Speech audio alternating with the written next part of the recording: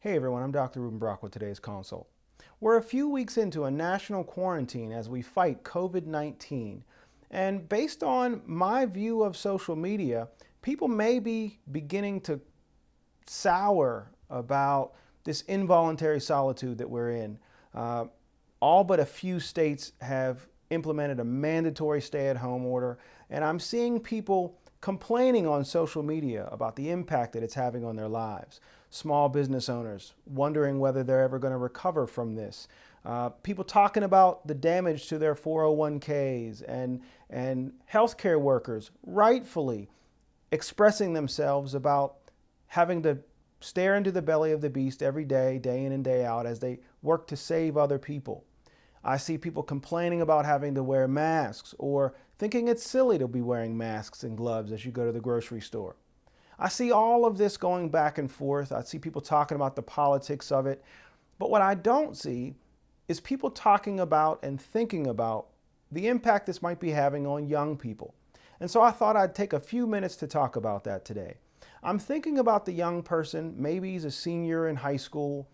He was a standout athlete last year, and he's thinking this year is going to be my year, only to find out just last week that his entire season has been canceled. I'm thinking of the senior in college who was just about to come back from spring break, only to find out that that last time she saw her boyfriend would be the last time she sees her boyfriend. I'm thinking about all the young people and the things that they lost not knowing they were about to lose them. If you think back to your senior year in high school or college and all the memories that you made and all the lasting friendships that were solidified in that last year because you knew that it was your last year together and you somehow cherished it.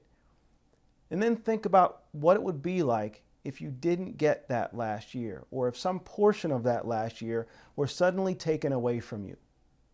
There may very well be young people sitting at home right now, literally mourning. And they might not know that they're mourning, but they are. They're mourning the loss of the memories they don't get to make. They're mourning the loss of that last basketball game. They're mourning the loss of seeing their friends, many of whom they realize, although we're close right now, we probably won't keep in touch after high school, realizing that you don't have the rest of high school anymore. Many states already, Pennsylvania being one of them, have canceled the rest of their school year, meaning those folks that you didn't get to say goodbye to in person, you probably won't say goodbye to again. And it might be easy for us old folks to take that for granted and realize you got your whole life ahead of you, you can make connections, you'll make new friends. But for those young people, you're 17, 18 years old, you're 21 and 22, you're graduating from college, and you don't get to walk across that stage. That loss is very real. And so I wanted to take a minute to let you know you're not being overdramatic. And it is okay for you to mourn that loss. It's okay for you to say, this makes me sad. That is not you being selfish, that's you being honest about your feelings. I would like to make sure all the grown-ups that are listening and watching, think about that for a second.